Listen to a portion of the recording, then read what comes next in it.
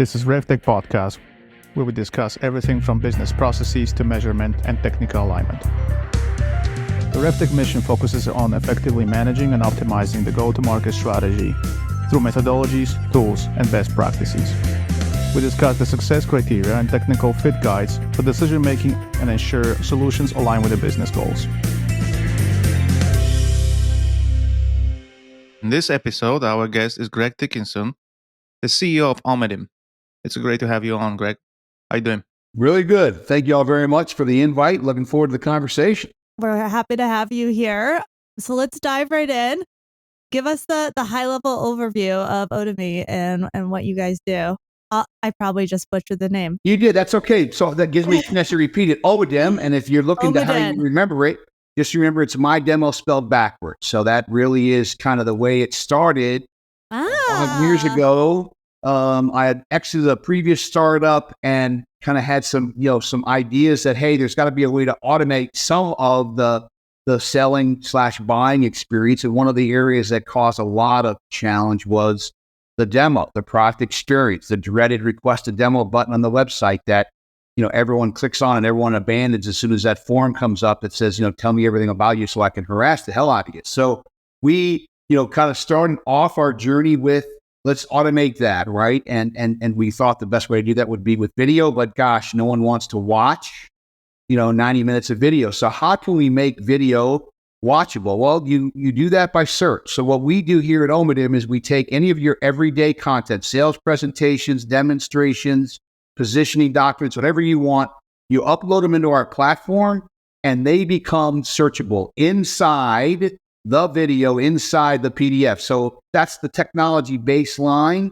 And we've used that. We started off very simply with replacing the demo process. And now, after a number of years, a number of customers, we actually are pretty much in the digital sales room space, so that inside that digital room, if you will, is the product experience, is the sales decks. But what makes it fundamentally different is a buyer, and this is what our customers say, I love this quote, a buyer no longer has to sit through a 60-minute presentation hoping their question gets answered, because all they do now is type it in. Show me workflow, show me reporting, show me customer reporting, show me security, show me onboarding, and it will find the exact moment inside the video or videos, right? So the buyer can engage for 9, 10, 12 minutes and get, hours of information that they would have been through a meeting. So that's how we built the company. We built it, like I said, we started 5 years ago. We had to figure out how to do that. And now that helps the buyer buy, we say, because now they can walk up to a consumer-like experience, get their questions answered. And then we added on to that after about a year or two of being able to capture, just like Google does, right? All that searching. So I'll know what you search for, and I'll know what you watch after that search, and then what you do next, and who else did you invite, and what did they do, what time of day was it, etc. 40 different attributes. I won't list them all, but that's all put together and packaged back for the seller. So now the buyer is better educated and the seller is better educated. So when you do finally meet, it's a much more productive meeting, because now you're both, the salesperson doesn't have to go through the high level 50,000 pitch stuff, and the buyer doesn't have to go through that either. Our time is better well spent. And we'll show you that later in the sense of buyer engagement, then sales, getting that digital discovery, as we call it, and then taking action. So according to Gartner, we probably have the most digital sales rooms in production today. That's north of 60,000. So that's a lot of digital sales rooms. And considering that Gartner says this is in the bottom of the first as far as the use of that technology. So anyway, that's the history of Omedym. We're doing well. You can go to our G2 reviews and see that we do very well from salespeople saying, heck, it helped me sell, which is what we're here for, right? Rev Tech is all about Rev and Tech, right? So we're here together to talk about that. Yeah. I've been so curious about the name. I was like, what does this name mean? So thank you for finally answering that question for me, and I'll try not to butcher it again. So where were you before that this problem needs to be fixed?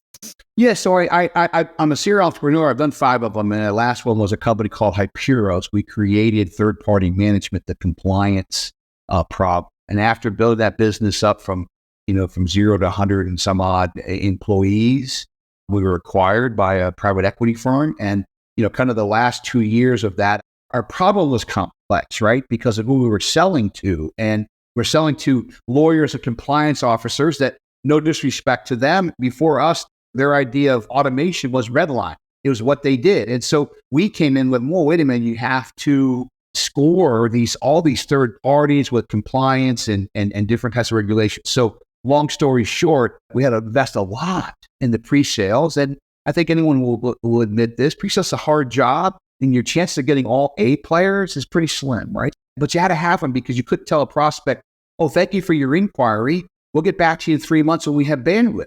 You had to hire. And sometimes you didn't have the best people being able to do that. So I felt there was a lot of wasted effort and wasted time on that first demo or the first meeting that could be, right, again, to be done with video, but you had to be done right? I'm not a big fan of tours.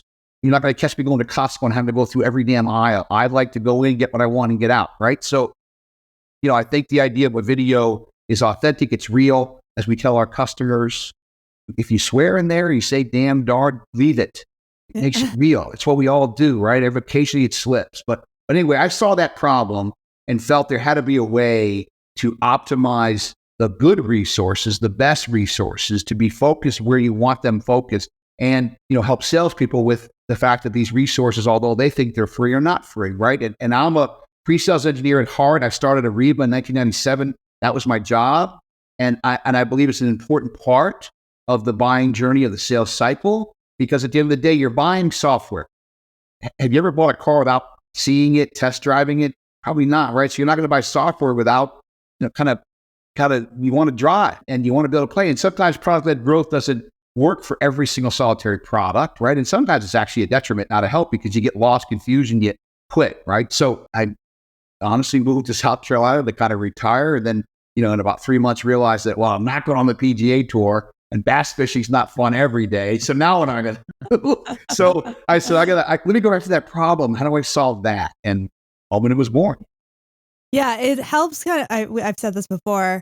My least favorite thing is to get on that first call with a potential product that I want to buy, and I learn nothing because the salesperson wants to do all their discovery and get through everything. And so this kind of helps both sides of that. It helps the salesperson do that initial discovery. What am I interested in? How to direct the conversation? I don't need to hear about every single thing the product does. I need to hear about the things that solve what I'm trying to do. And it helps me know, what could this do? And does it have the things that I need it to have?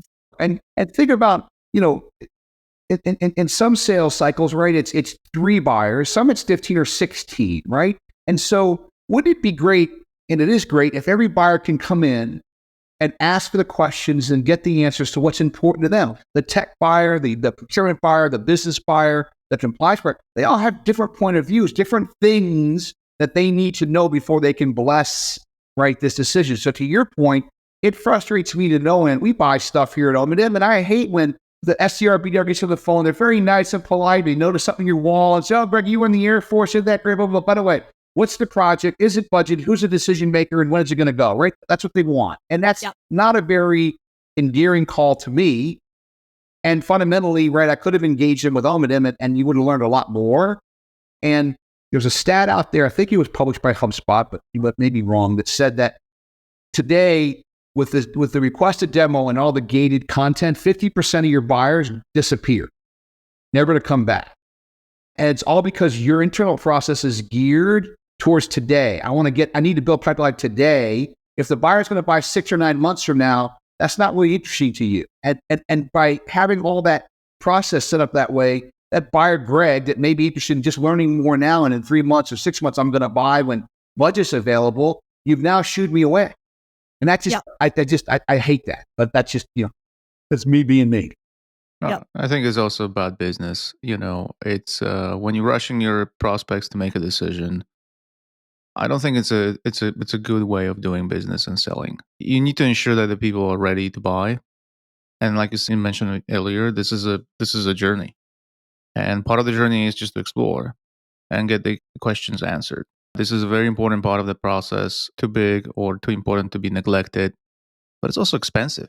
The solution engineers, they cost you a lot, right? And it takes a lot of work to prepare someone for this role. Right? So, because that's probably going to be the most product knowledgeable person in the selling process.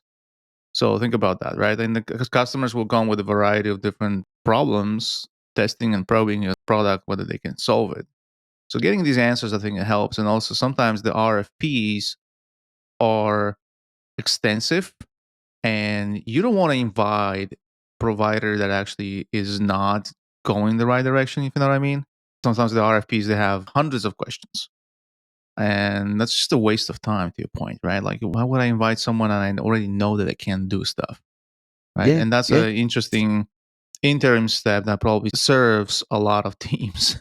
Gosh, we could peel that back for 7 hours, right? What you just said, because it's very, very spot on. So I implore people to think for a second. The work at home our meeting today started at 9 a.m. At 8 a.m., I was out shopping for something as a consumer at my desk, getting information and buying. Why is it at 9:05 you want me to follow a rigid process? I'm the same person. And I think, the example I always use is I'm fortunate I live on a ranch, and we have to often buy things for that ranch, right? And my wife is the one that runs, most of the chickens and the cows and the horses, etc. And how she buys is she goes to a place that gives her information for free and educates her and makes her smarter. And when the day comes that she says, it's time to buy that attachment for the tractor, or it's time to go get fertilizer, she goes there 100% of the time. Doesn't shop for price. That person has built up that trust. And so you have the opportunity by using our technology and others, right? There are other technologies out there to build digital trust, right? Allow that person to gain information, gain confidence, learn on their own. To your point, don't force them into a process and kind of rush them. Their boss may have said, go on and look for this. We're going to buy, at the beginning of our next quarter. And I think my wife said, an excellent example that she does that all the time. She goes to the store, asks questions, doesn't buy anything. But when the day comes to buy, it's like a V line. I always say, have you thought those people help me, and I'm going to help them back?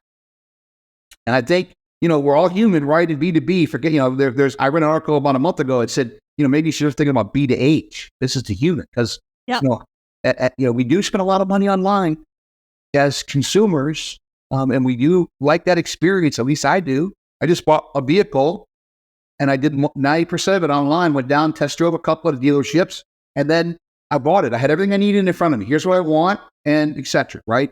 I didn't need to go and ask them for a brochure. It's all online. So I think your points are very valid that today, in your space of rev tech, need to think about the fact that the buyer is in much more control and has assets too, and technology also to go make the buying decision. Your job should be to help them and not be, I have an MQL goal, so I have to go make everything gated, so I get those MQLs. Or, hey, SDR, BDRs, if you don't have 12 phone calls and ask these 16 questions, right? Forget that. Think about, I like your space of rev tech, because I personally think, and that's the way Omedym is aligned, everyone is aligned to revenue. There's no silence. There's no, your goal is X and hand it off to Y. It's, hey, our goal is to help that customer be successful, right? And that not only in the initial sale, but the rollout, the metrics, the benchmarking, and everyone contribute. We call it COGS, right? We have a customer obsessed groups. That's how we're organized across that customer, and everyone in that group, regardless of quote unquote their field of expertise, right, is there to ensure that customer gets value from the first time they talk to us until, all the way through to support, use cases, etc. I just think that's where companies that look at it that way, a rev tech perspective, are the winners, right? Yeah. I hope it's not lost to anyone that there was a company called Blockbuster one day that thought stores were here forever. Yeah. And if you watch the documentary, Blockbuster was going to buy Netflix, and Netflix thought they were never going to be able to compete with them. And someone said, no, forget this digital thing. Let's just keep going with the stores. We own them. That's our asset. Buyers love coming in, standing in line, getting tapes that are not rewind, etc. They love that. And lo and behold, Blockbuster, I think the last one's in Alaska. There's one left, right? Yeah. That was $1 billion corporation. Barnes & Noble, same thing. Uber came in and said, it's the same product, right? A yellow cab and a driver, but the buying experience of Uber is so much better. It gives the customer all the information up front. Yeah. Yeah. And it's transparent. The biggest fear of a taxi is you get in the back seat and they're going to take you on a ride. To increase the size of the fare. Uber makes it transparent, and so does a digital sales room, whether it's ours or somebody else's. It allows that buyer to learn on their own and see. What about scalability? What about support? What about pricing? What about the product? Anyway, so like I said, we could do this for 7 hours, but I know your time is limited. Mine's available. Yeah, no, I think it's a good, we're talking like very broadly about consumer goods, right? And the things that we buy in our everyday life. And it's worth a seller or organization to think about that and when they're selling B2B. This is, to your point, we're the same people and we think it's like, it's different and we got to do it this way. No, it's the same thing. You're selling to the same human. And so what can we learn from the consumer world, the places that do it really well? And I think the big takeaway that we always say is that 20 years ago, if I wanted to learn anything about a company, any company, I had to talk. They had all the information. Everything was in their control. They had to email it to me or send it, or heck, go to Kinko's, print it and bring it to me, right? That's what it was. Today, that's not the case. I can go on the web and learn a boatload about anyone, any company. And so remember that when someone is selling to you, you no longer own and you no longer have the old solution selling. Well, Lizzie, if you don't do this, I'm not going to give you this. Well, Lizzie will just go somewhere else. Like she can get the information. So the internet's a two-sided street, by the way. If we can find out things about prospects, prospects can learn about buyer, about sell. So let's dive into the demo. Okay. So what you're looking at now on your screen, we're starting at the end. We built Omedym from the buyer's perspective. So this is a walk-up user interface. This company called Omedym is selling to a company called Salesforce. Here's the sales team. And what I put in front of them is, hey, welcome and introduction, right? Using video to introduce myself. People still buy from people. But this buyer can now come in and look at some recommendations, right? No different than what Google does or Yahoo or any other tools where they put information in front of you. I like to say stuff in the ballot box. These are the questions I want you to ask. Welcome to Omedym. Can I watch a demo? Why Omedym, right? So these are all recommended content available on the landing page that any buyer can click on. I won't do it because of time today. But the second way a buyer can learn about your products is by looking at these topics that are automatically created and captured when we ingest your everyday content, your demo or your sales pitches. So the buyer may come on and say, I'm interested in customer success. So by clicking on customer success, this is going to search in and across all of the available digital assets in this portal. Look, at the 2-minute mark, I'm talking about customer success. In a different presentation at the 48-second mark, the same presentation at the 4-minute mark, and the third one at the 3-minute mark. So what does this do? This allows the buyer or buyers, right? Different buyers to be able to get their questions answered. And once they have done the recommended and they've looked at the particular topics, they come and ask a question. What about onboarding, right? Whatever. Or what about a sales solution? Now, this buyer can come in here and ask questions and find the answers to their questions. Why was that powerful? Because you never go to Google and search for anything you're not interested in. So what I've done is I've allowed a buyer, multiple buyers, to come in and get the questions they want. When one of our customers says, I think is ultimately powerful is, I don't sit through 60 minutes hoping you answer my question. Think about webinar content, right? How much of that is available today? Put it in the portal. Let the buyer come back in later and ask questions on that. So high level, tons of other features and functions in here, but this is the front end, allows a buyer to walk up. It's secure, it's private. So you'll notice that, most companies will put proposals in here, things that are PII, but it's secure and private, invite only, buyer courting. Now, phase 2 of that is I'm a seller. This is the back end of the application. Here are all the opportunities, fictitiously, of course, that I'm working on, right? And I immediately, as a salesperson, inside sales, solution engineer, know my Salesforce opportunity. I've had 46 visits. Here's the Omedym score. Oh, a webinar with Legion Technologies, 287, DocuSign introduction. Again, these are all fictitious, just using this as demo content. But this tells your salesperson who's engaged. And if I want to look at what is going on, an hour ago, someone from Salesforce came in.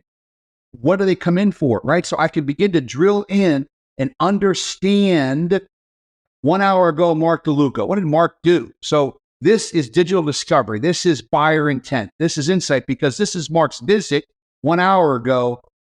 Mark came in and looked at welcome to Omedym. Omedym introduction, engagement, insight, and action demo. And do you have a sales solution? That tells me Mark's probably in sales. You look at the sales solution. Let me look at the timeline of what Mark did in what order.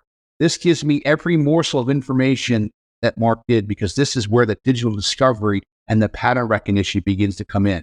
And I want to point out one other thing real quick from this perspective is that at the opportunity level, right, the sales force, this whole thing, I can look at the summary or the combined information. So all the visitors, what content did they look at? Which is the most important to them?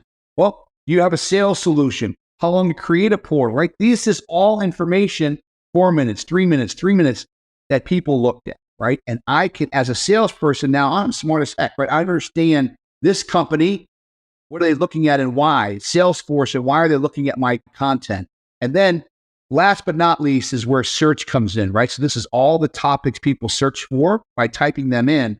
I'm going to look here to see, are there any topics that they search for that we didn't have an answer for? Ooh, GDPR, compliance, security.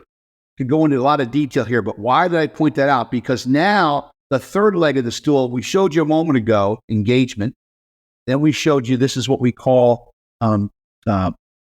insight, right? What the buyer is doing and telling the salesperson what to do next. But now, as a salesperson, I can go, I'm going to show you this portal one more time.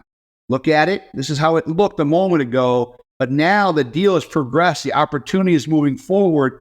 Or I found some questions that I didn't have information for. As a salesperson, I'm going to go ahead now and add a technical demo because they asked about Salesforce integration. I'm going to add our security document to this portal because there was some security and compliance. Watch this. I got to refresh my browser so we get the freshest content. But now look, as a part of the pursuit team, as a solution engineer, I've now moved the deal forward digitally. We call that action. So there was an engagement. I learned something about that engagement, and now I took action in order to move this deal forward. And later on, it could be I recorded the meeting on June 1st. I want to add that. Or, oh, they asked me for a proof of concept. So we built that, and let's share that now with the buying team. So again, as the deal progresses, or as there are information that this particular buyer is looking for, I can share it in a digital way, make them aware of that, and continue to progress this deal. Because we think today, B2B is a digital and human experience. Not digital then human, not digital or human. It's digital and human. How do you bring them both together to help the buyer buy and help the seller sell? So I think that's inside our time limit here for a demo. I hope that helps everyone from understanding at a high level what Omedym does and how we help you go to market. That definitely is helping. I think a couple of things I noticed here, that on the one hand, you have this search ability that you mentioned before, right? And that functionality helps because you're looking for the things that really relate to you or your team or your department, or you're simply interested and you know it's going to be a problem or was a problem with the previous vendor that was in the space. But what I really like is that you're tracking all the phrases that actually you didn't have a content. So, you know, most of the tools in the space, they tracking everything, what is out there, and they don't really tell you what you were missing. Exactly. But in your case, you know, you're tracking it because it's easier, right? People just typing in, they're using search. So we do, if they right? couldn't find it, there's no phrase that matches that, or they were not able to click through something. I mean, there you go. It's a record. And I think it's helping to improve the selling process. But my question for you is, how do you recommend your customers, first of all, create this content, right? What you think is engaging, what is really helping them to consume more of that multimedia, whatever that is, right? Because it's not only slides, right? It's a lot of things. Yeah. And also, where's the tipping point where they should start contacting the prospect or the customer after the consumption? Is it, I don't know, 2 videos, 2 people out of the buying committee, decision maker maybe? You know, it's what is your take on this?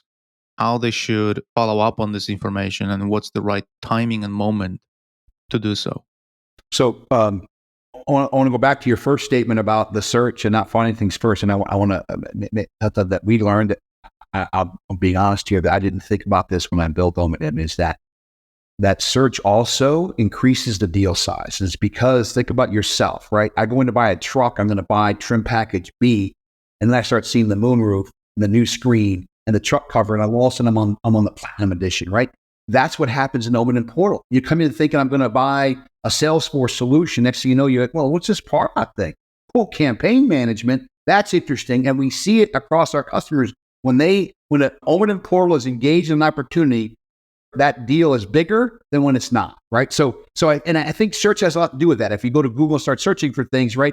Sometimes I'm guilty. I get down a rabbit hole of things that, holy mackerel, I really don't need to learn that day, but I get in. So to answer your question on the use of the product around go-to-market, right? So we have customers that start off on the website, right? So instead of request a demo, they can ungated, right, or gated, allow that suspect, right, to begin to learn. Those customers score that, and they have their own, kind of knowledge of how long or how much did that suspect consume before we're going to, reach out to them, right? We have other customers that start right off with a portal and don't use a website, and they're just being honest, right?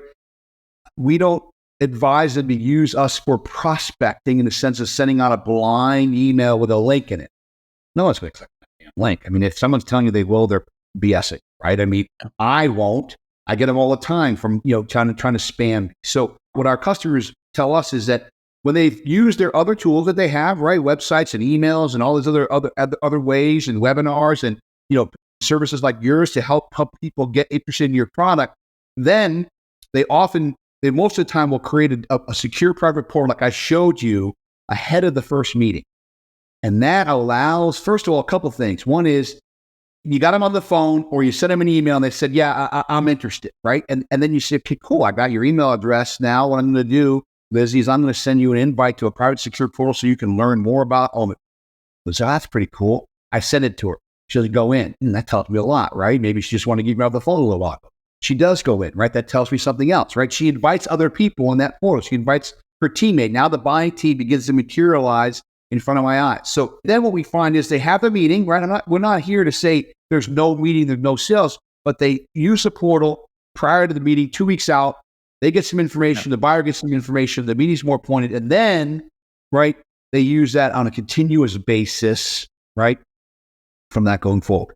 So the second question you asked was, well, how do they do it, right? How do they create the content, right? And that's where, we're big advocates on this, what we call everyday content.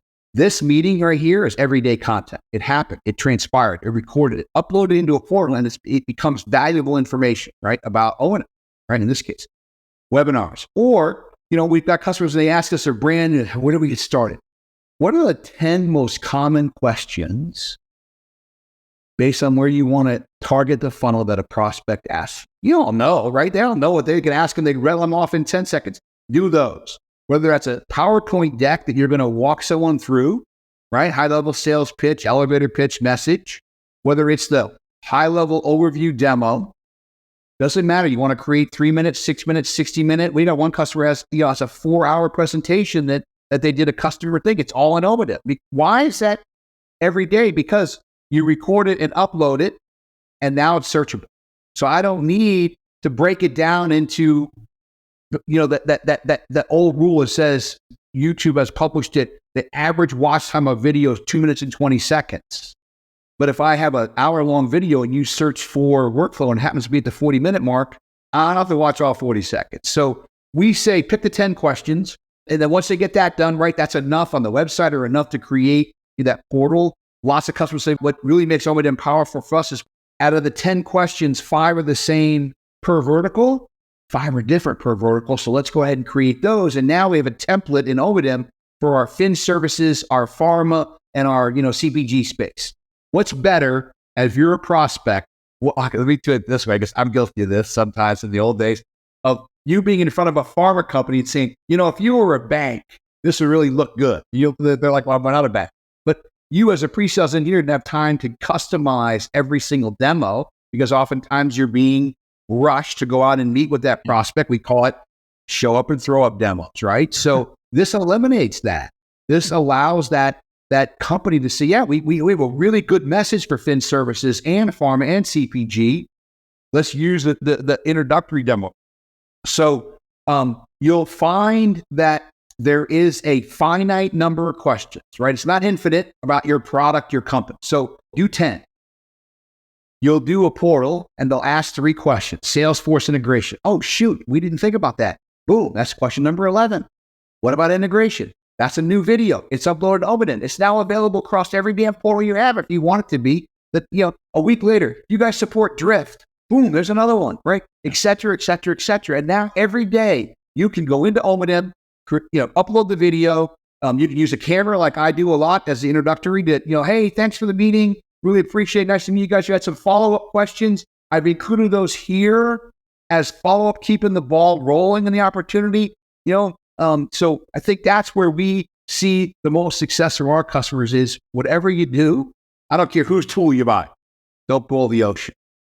Don't say it's got to be perfect. And the second thing is never, ever, ever make the videos production quality, because the buyer immediately knows if it's a slick music, fade in, fade outs, music, that's not a demo. That's not a sales presentation. When was the last time a salesperson got in front of you and had music and they faded in and faded out during the presentation? Never. So why do you do that in the video? That turns a buyer off. We've got 100,000 plus buyers, process special customers that we looked at, we measure. And when you put one of those up there, it's watched for like milliseconds and turned off. Yeah. No one is coming to your company for entertainment. They have a problem. They want a solution. Yeah. If you consider the number of TikTok users or YouTube users, I mean, there you go, right? Like you don't have to have any proof that unfiltered videos are really a success story, right? And people like it. Yeah. You think about the generations of people that right now are using it. That's pretty clear, right? What I like about this that you actually bring together, maybe I'm wrong, but I think you bring really close the collaboration between the pre-sales and product marketing. I often seen this product marketing is not really delivering what it's supposed to. I don't have enough collateral, and so on and so on. And then the marketer comes back and is like, why do you need this? This is not helping you. Go and call the prospect, right? I think, we've seen this, right? So with your tool, there's a black and white proof that, hey, I need this. Look, people really looking for that information. So you can't disregard it anymore. And we don't have it, right? And we know that, that additional person that is looking for that information is on the buying committee. So we better have it.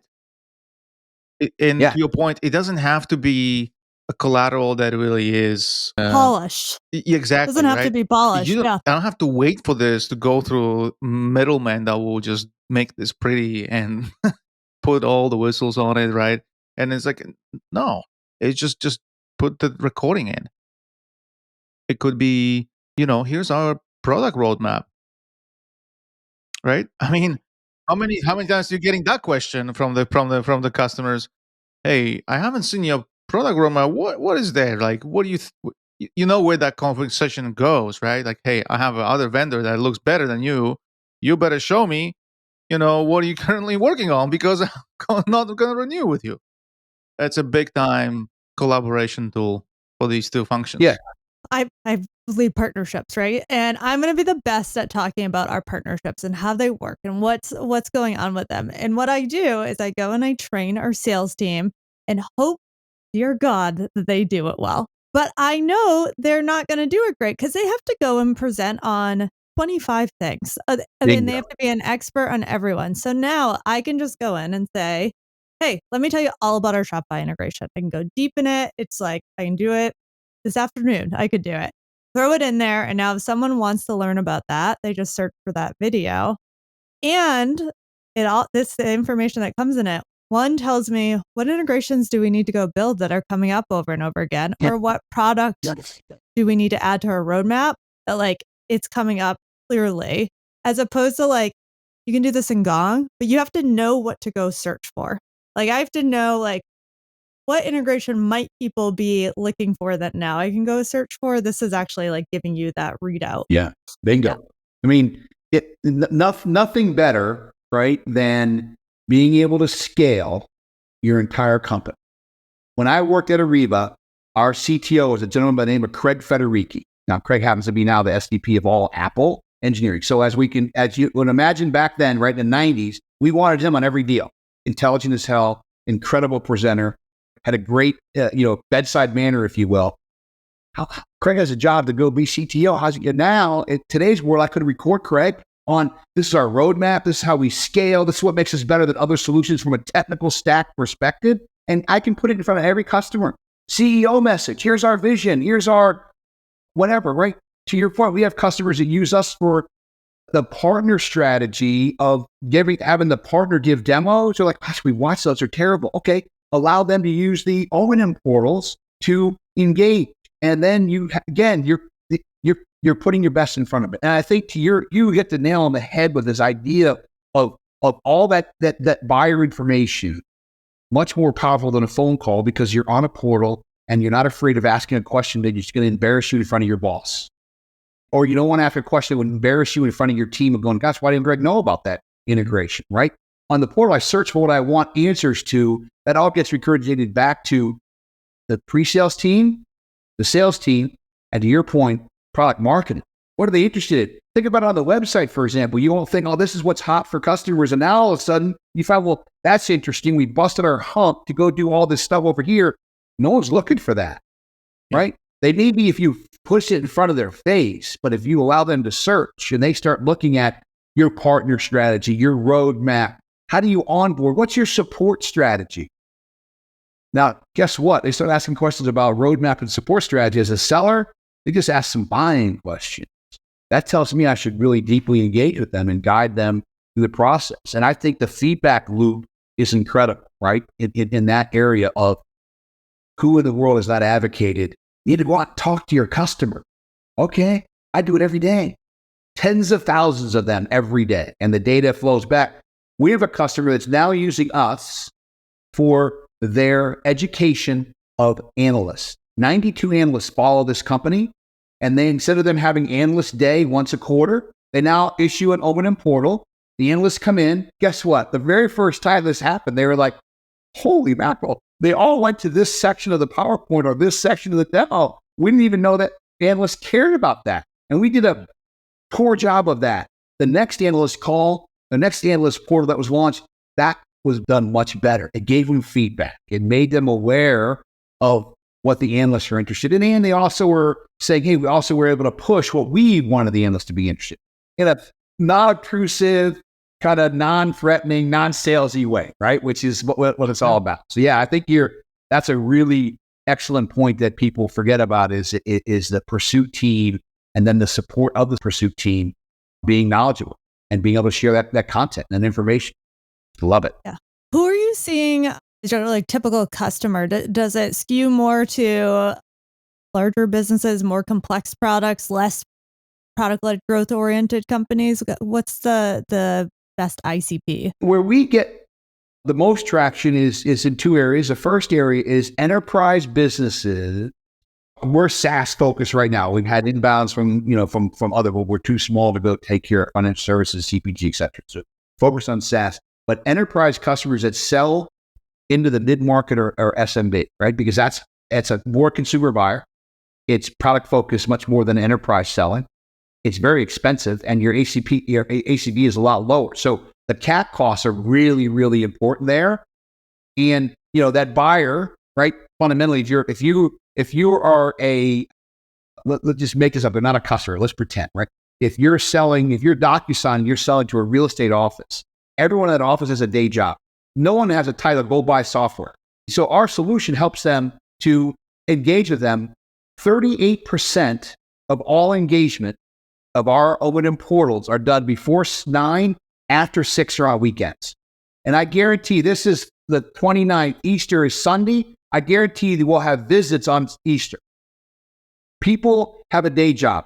We make it convenient for the buyer to learn about. So to your point, those big companies are trying to engage with that employee count of 1 to like 1,200 or 1,500.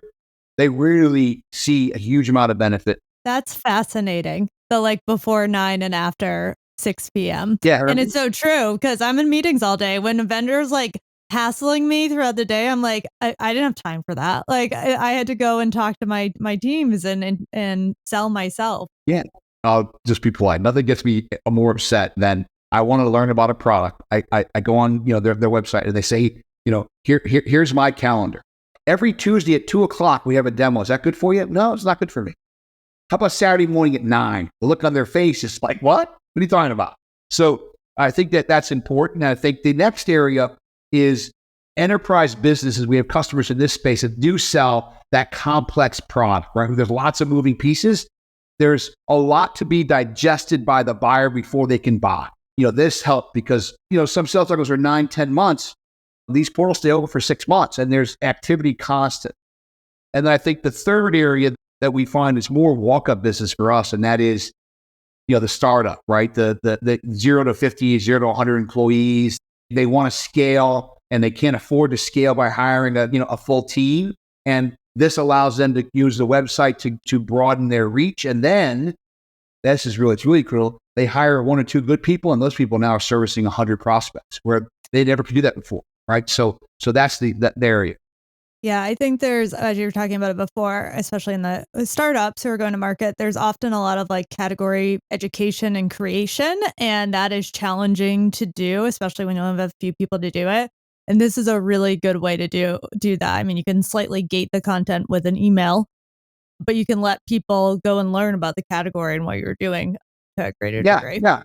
And we have a customer, I can say, I'm allowed to say their name, is called Mercury Gate. They're in the transportation space, and they start off on the website. About 60% of their demos, presentations, thought leadership is gated. 40% is not. And their philosophy is, listen, we're going to give you a lot to learn about. After you've consumed that, if you want to get deeper, give us your email address, because that's when they start scoring that behavior. And that score then turns into, should I assign a rep to go work with your company? And listen, it's not just Omedym. I mean, at the end of the day, the companies that are starting to be much more thoughtful of this person that you're trying to, quote unquote, sell to, the Gartner research said 75% of those people think the buying process is hard and frustrating. Well, why? Like, why do we do that? And listen, and I've been there too, right? 10 years ago, I was forcing you down our sales process. And I think that it's going to change, right? And it's changing quickly, especially, you brought this up a moment ago, TikTok and YouTube. I have children in their 20s, all in the business world. And listen, there's no getting on the phone. There's no talking to anybody. Right? My dad is 92 years old, and every Friday they get pizza, and he does it online on his phone. And I said, Dad, why don't you call? I said, Greg, I get misunderstood. They put me on hold. They always get the order wrong. I just go online. He's 92 and he's got a phone in his hand, order a phone.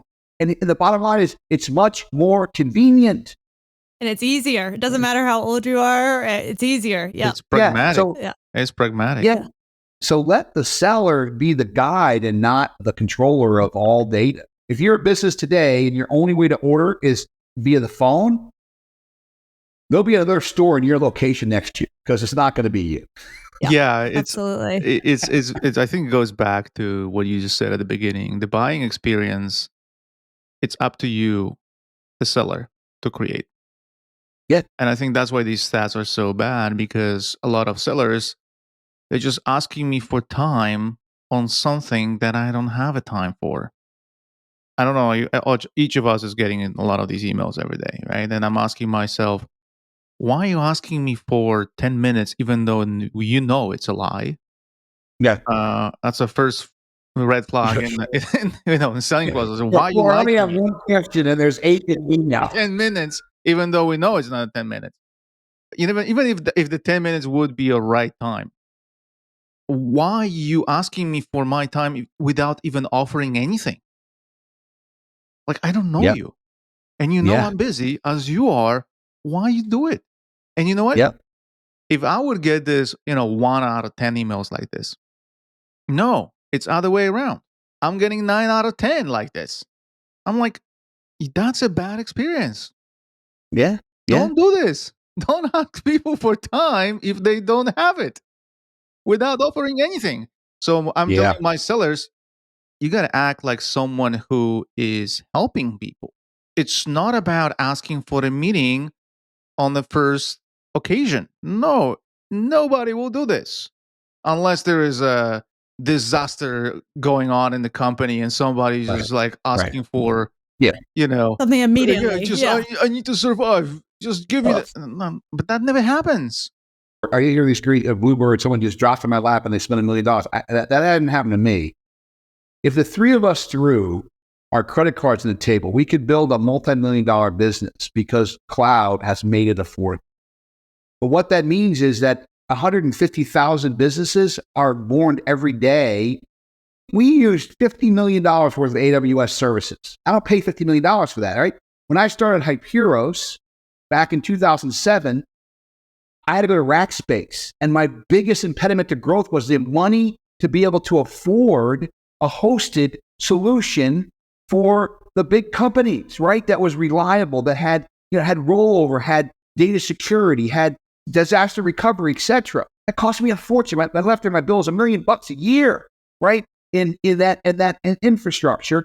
I got more now, and I don't pay that. And so what that's done, though, is that has created a ton of noise. And every one of them are emailing, and every one of them are polluting your inbox. So we all just kind of look at all those emails and delete them all. And you have to be able to use your kind of company where you start creating a community around RevTech where the buyer can come to you and learn about different things you guys have thought was important. You've filtered down the market, and I can learn about RevTech through you. And then if I have interest, I'll go to the website and I'll begin to learn more. And then if I reach out at that point in time, I'm a real buyer. Please don't put me in the SDR process where I was 7 months ago and ask me those 3 questions.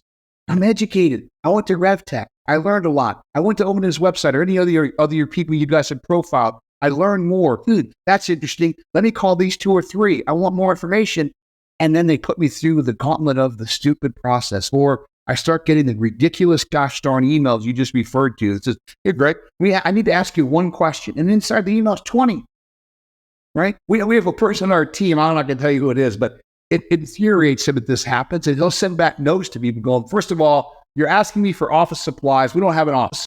Like just constant. But I hear your point. And I just wonder, common sense should say 20 years ago, we did that because we were in control and the metrics were such that in order to get our bonus, we had to hit those MQLs or, activity or email. New game now. New game. They'll score the same. Yeah. Thanks for validating what we're doing here. Because that's part of the intent of like, there's too much going on. There's too many companies, too many potential tools, too many silos in the go-to-market. Like, how do you start to do this? But I think your point about AWS is really interesting. And I think AI is doing the exact same thing. And so we're going to see we're already seeing it. I have so many companies that are something.ai. Now, some of them, we've had them on the podcast. They're incredible. They're great companies building with AI. A lot of them, I'm like, what's happening here? And so we're just going to keep seeing that. But on that point, what you're doing with search, I'm sure there are AI implications. So I'm curious how you guys are thinking about the AI revolution in terms of your product. Yeah, I'm cautious there because I talked to a good buddy of mine that runs a venture firm, and he's like, Greg, it's raining AI. I got an umbrella. It was SaaS, then it was cloud, it was Y2K, right? Everyone's on the bandwagon because it's hot, right? And so we pragmatically look at the fact you saw our interface, right? That buyer is coming in and they're searching, right? So the first thing that we've done, predictive analytics is more than it is AI, machine learning, et cetera, is, okay, a simple example, I started looking at reporting. I know our engine will know you're going to also want to look at analytics, dashboards, custom reports, candidates, right? So I can begin to put that in front of you automatically. And then where AI comes in is, let's pretend you are a buyer coming in and you're looking for a solution and you're in the industry of construction. And we know that a new law was just passed in your region, and that's part of our content. I can serve that up to you, right? So now I become a thought leader using AI. So we think that the industry right now is focused 90%, 95% of the quote unquote sales enablement, rev enablement, rev intelligence is, hey, let me tell the seller what to do next. Omedym thinks we can do it for him. right?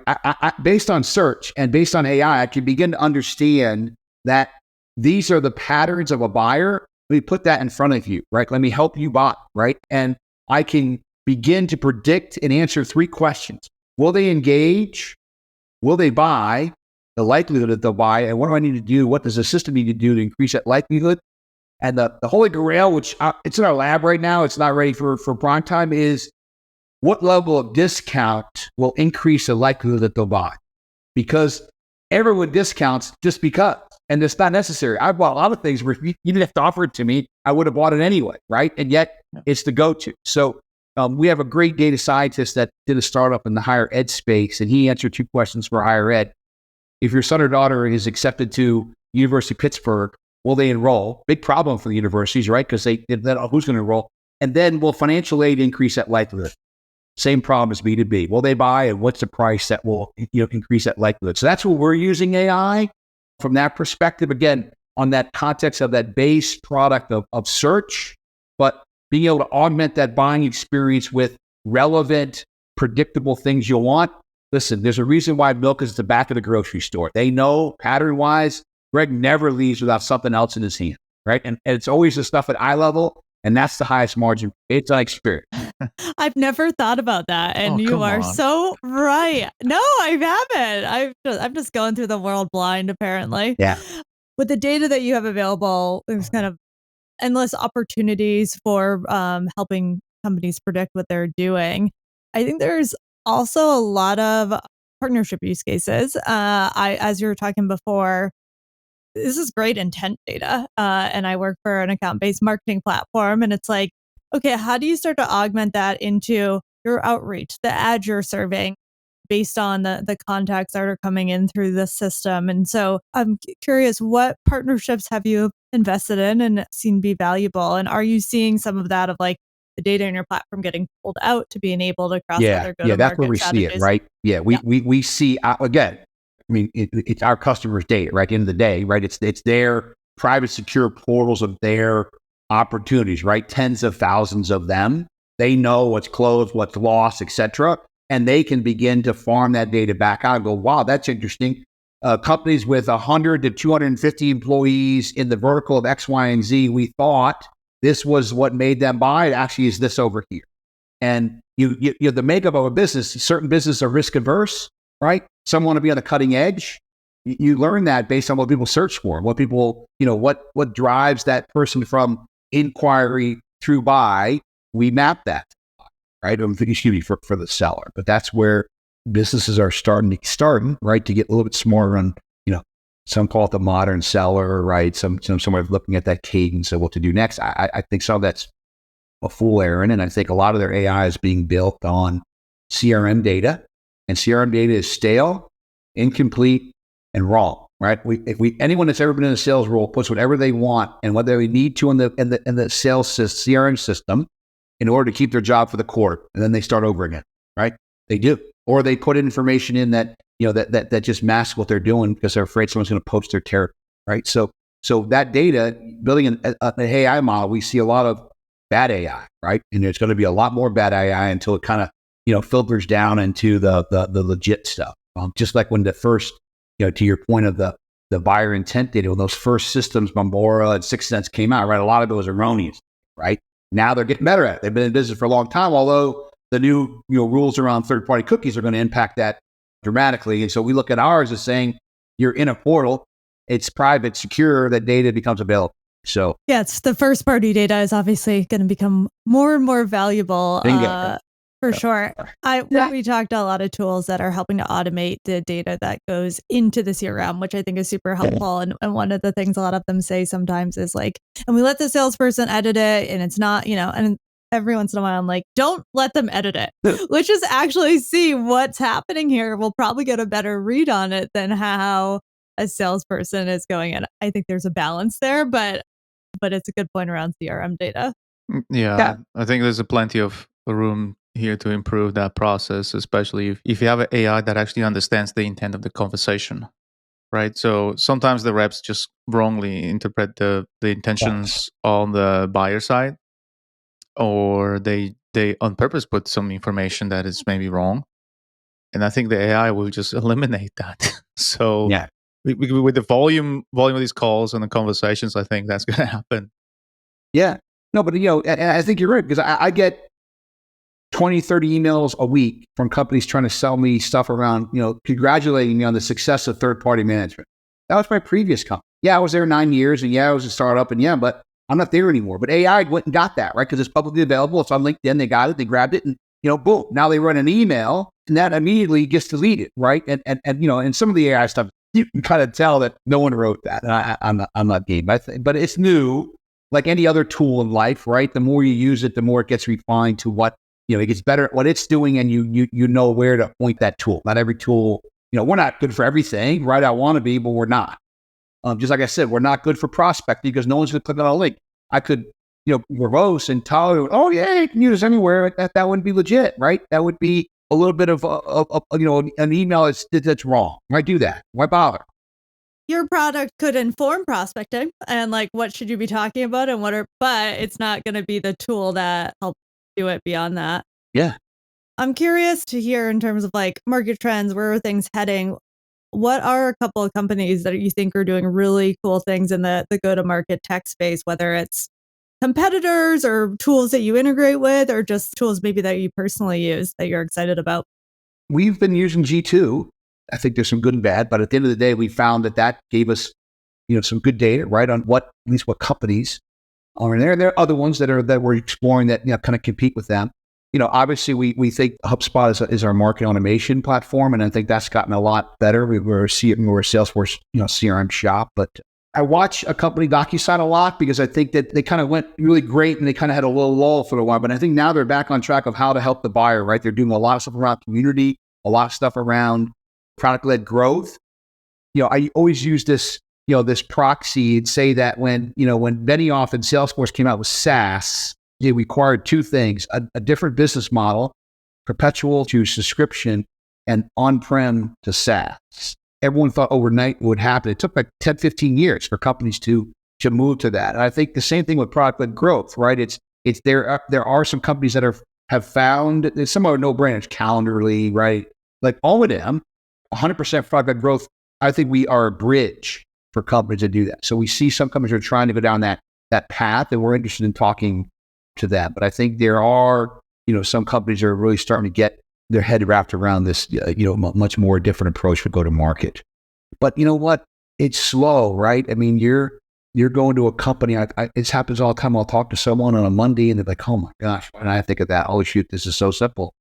And then you talk to them on Friday, and they're back to their old process again. And they're like, "It's hard, Greg. I've been doing it for 20 years." Or you get some people, and I think they're just old school or whatever. Greg, that's ridiculous. You're going to put a digital platform in front of them.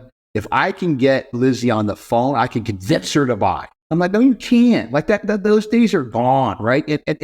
But yet, that's what's holding us back. And if you think about e-commerce, 20 years ago, everyone laughed. Buy online. My neighbor just bought a Tesla online. And he came to me and said, Greg, I bought a Tesla online. It took like 5 minutes.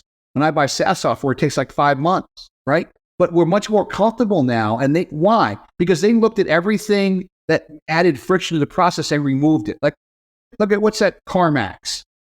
Buying cars was traumatic. They figured, okay, I'll let you come in, no salespeople, browse on your own because people hated the salesperson over their shoulder. And then, I don't want to buy used. I'm afraid of buying the lemon. Okay, you get 30-day money back guarantee, bring it back to us, etc.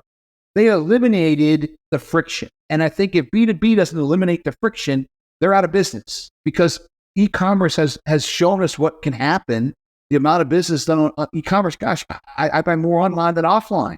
Yeah, I think we're at the beginning of a little bit of a revolution in go-to-market processes that's been going on for the last few years. And due to limited resources and macroeconomic effects and AI and all these things, we're going to start to see this process evolve. But to your point, it's not going to happen as quickly as any of us would like, but we'll get there eventually. No, it will. Yeah, and the tell sign is if you go look at the top 100 SaaS, I'm picking on SaaS public traded companies, and you look at their revenue, their operating costs are growing as faster. They're not making any money because when there's friction, right? Friction costs money, right? It costs time, it costs resources, it causes problems. The operating costs of some of the best companies in the world are just terrible. cap costs are a problem. If you look at a study done by Price Intelligence, I forget who they bought by Paddle or Poodle or whatever it was, right?